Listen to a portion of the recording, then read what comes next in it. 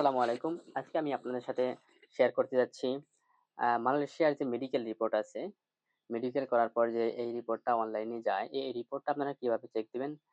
খুবই সহজে আপনার পাসপোর্ট নাম্বার ব্যবহার করে এ সম্পর্কে। এখনো যারা নিজের পাসপোর্ট নাম্বার দিয়ে নিজের মেডিকেল রিপোর্ট চেক করতে পারেন না, আজকের এই ভিডিওটা তাদের জন্য। ভিডিওটা শেষ পর্যন্ত দেখতে থাকুন।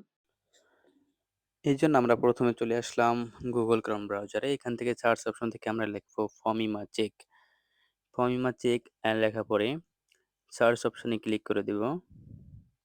এরপরে দেখবেন এরকম একটা ওয়েবসাইট সামনে চলে আসবে। জাপাতান ইমিগ্রেশন মালয়েশিয়া।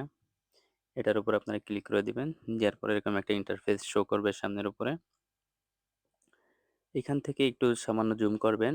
জুম করার পরে দেখেন পাসপোর্ট নাম্বার দেওয়ার একটা অপশন আছে। এখানে আপনারা আপনাদের পাসপোর্ট নাম্বার দিয়ে দিবেন। তো এখান থেকে আমি আমার পাসপোর্ট নাম্বারটা দিয়ে দিচ্ছি।